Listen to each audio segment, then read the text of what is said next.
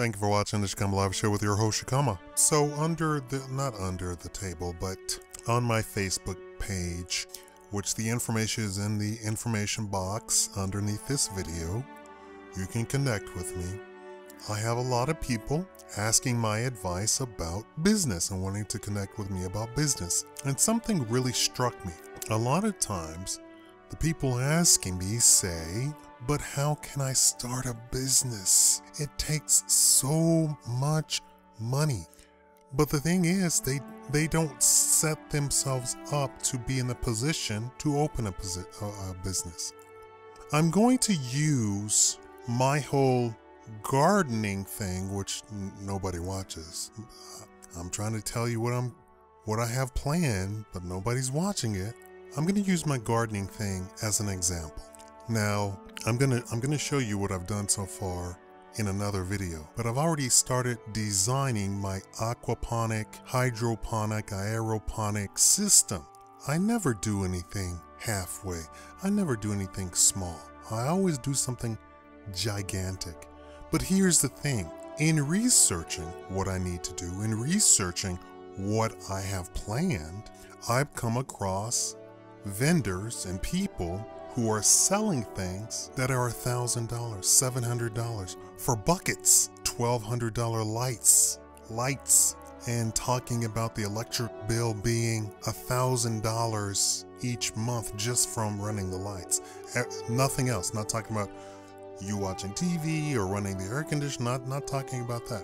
Just from running the lights. And a company bragging that they can reduce your $50,000 light bill, electric bill, by 25%. Great for them, but we're talking about nosebleed section here, right? We're talking about sky high level of business, and this is what I want to hit home. All of these people saying, oh, but I can't start a business, I can't start a business. I need to stop them and say, what do you have in your mind? I want to give you a quick, off the top of my head blueprint of what you could do. Let's use my gardening thing as an example.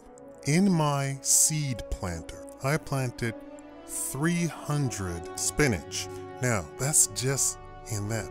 I have also tried to do some starts on about 20 lettuce, 20 tomato, 20 kale, 20 arugula, and I would just want to see the different techniques. I'm just testing right now to see how I can perfect growing from seed stuff, right? Now, let's take that spinach. Let's assume that I actually grow fantastic looking 300 spinach seedlings. Then I plant them. What do? I then try to market where I could sell 300 spinach. Then I call around at the end buyer place. The end buyer meaning the places where a customer who is going to actually pick up the spinach and use it and cook it. That could be a supermarket, or I could even go to a restaurant. They actually use the spinach that they're going to buy from me. They're going to be the end user. I call around to all of the restaurants, all of the supermarkets. I'm growing spinach organically. Would you be interested in looking in purchasing spinach from me? I have a business license, but let's assume I don't have a business. Let's assume I'm nobody. I'm just starting out. I don't have a business license or anything. I haven't sold not one red cent of nothing. If I called 1,000 places, maybe somebody's gonna say yes, right? And all it really takes is one person. It doesn't take a million people, right? And let's say they say, well, I can buy the 300 spinach, but how often can you provide me with spinach? I can only buy it 20 at a time per day, right? So then I have to set up a system to be able to supply this person. But that's how you do it. You start out at selling 20 spinach per day. What's 20 spinach? That's a few dollars, right? That's maybe $60. I don't know. I've never priced spinach. But that's how you start out. You don't start out with your own supermarket. And this is what I think a lot of people who ask me about advice, who ask for advice, this is what they have in their head. They're thinking that they need Trump Tower to start a business. I mean, the reality versus the expectation are so out of sync. Here's how you do it. You start with 20 spinach a day.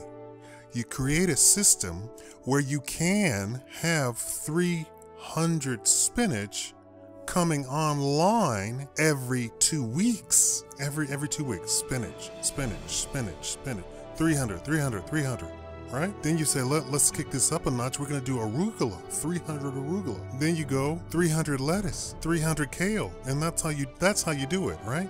And sooner or later, you end up with one of these places that I'm looking at where he says he can save 25% on your $50,000 light bill. And he showed the place, and you couldn't even see the end of the building. There was so many rows and rows and rows and rows of plants and seedlings growing in that house, in the plant house, the hothouse. It's just so far, so big, right? That's where you end up.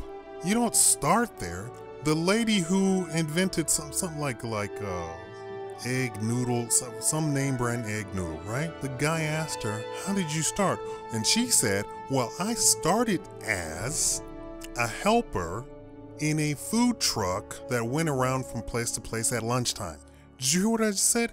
In her mind, that was the start of her business. A lot of people take jobs that has nothing to do with their dream, not even remotely connected, because somebody else has told them, maybe their mom, who doesn't know any better, who may be a little bit ignorant. Let's be a little bit honest here. We're all adults. Your mom said, well, you need to get up and get a job. You need to get up. You need to pay some light bills.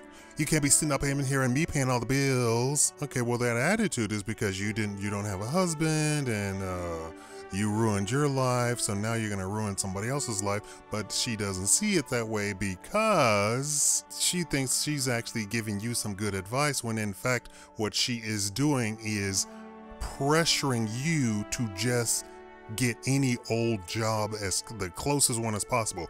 When in an alternate universe where she's married and living in a 5-bedroom house, she would sit down with you and say, well, what is your goal? You're going to open up a business? Okay, you could go work for Sam, and Sam could teach you about the business.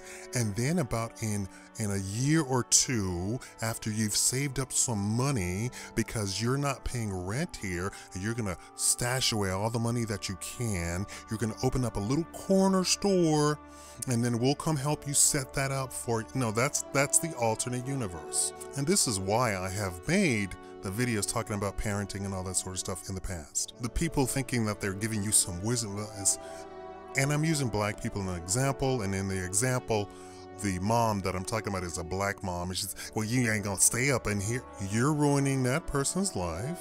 You don't know how to be a parent at all. So now you're working at McDonald's, when in fact you want to be a shoe designer. What is McDonald's teaching you? What can you grab from McDonald's? Absolutely nothing, other than how to work as a slave. But in that woman's mind who created the name brand for egg noodles, her beginning was working in the food truck. Why? What did she learn in the food truck that led her to creating this name brand egg noodle thing? She saw and tasted on a regular basis, probably some Asian food on a regular basis, probably every day.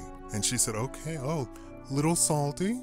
Oh, if this were like this, oh, it takes too much time to boil. Oh, if we knock this down, if we added this sort of flour, right? So she's in her element, and she can grab from that all sorts of things. Oh, this is how you run a business. Because it is, after all, a food truck, right? It's a business. And you get immediate response. Oh, this is disgusting. I'm not paying for this junk. Right? You get immediate response from a food truck if you're talking about you're going to invent some sort of food. And she probably, after a while, and she said she worked at that for a few years. She didn't just do that for a couple of months. She worked there for 3-4 years, she said, on the food truck. Now she's got a name brand. She's got stores. She has all sorts of stuff. She worked on the food truck in her field, as they say. So you have to sit down and write, what is it I want to do as a business? Then I want you to think, who could I steal information from? Could you go work in a restaurant where they serve that food? Could you go work at retail where they sell those types of clothes? Could you go work at a big box store? Or could you, at the very beginning, sell some tiny thing? So I planted 300 spinach. That's tiny. You know, that could be one order. Depending on who I'm selling to, that could be one order. And I'm doing lights and I'm doing I'm making sure that the soil is perfect, the humidity's good, and and all this for 300. And they're like, yeah, okay, we'll take all 300 right now. What else you got? And I don't have anything, right? So we're talking about scale. Scale is the name of the game. Could you do something right now on a 1% scale? I'm not talking about 100. 100 being Taj Mahal, you know, the Trump Plaza in New York, Wall Street, all of Wall Street, that's 100, right? What could you do at 1? Can you sew a jacket? Can you sew a skirt? Can you sew a dress? You can. How quickly can you sew these dresses? And could you make different sizes? If the answer is yes, you know what you can do? You can go to a retail store and, like I said, call around and ask about 1,000 people and say, hey, I'm making these dresses. Could I put these dresses in your store? You sell the dresses and we split the profits. You sell them on consignment. That's a 1 where you can do something at a 1. You don't have nothing. You don't need a business license. Again, you don't need a business license because you're not really doing anything that's open to the public. You're under the radar, as we say. And maybe if you do that, if you operate at a 1, maybe you could go to a big box store and say, hey, I have created this plastic box. I wonder, could you open some space, put the box in there and sell it? And we split the profits? You can do that. Oh, hey, I have these 300 tomato plants. Could you put these in your greenhouse and sell them and we split the profits? That's operating at a 1. You don't own a business. You don't own the location. You're not paying taxes. None of that stuff. You're operating at a 1. What could you do to operate at a 1 today? And if that is that you have to go work for somebody, that's operating at a 1 as well. But is it in your field? Now, operating at a 2, we're not even close to 100, right? We're operating at a 2. You have some information under your belt already, and you know some stuff. 3, you started networking with people who know your name and what you're doing. Oh yeah, you're Shikama. You're the one who sells that organic leafy green vegetables. I've heard of you from 3 different chefs. They have made their fantastic signature dishes using your leafy green organic vegetables. I was wondering if you were interested in a business venture, joint venture with me. I have a warehouse over on 3rd Street that sits empty. What do you think you could do with it? That's at a 3, you know? You start getting in there. Like I said, 100 is Wall Street. I'm the biggest garden name in the entire world. That's how big Wall Street is.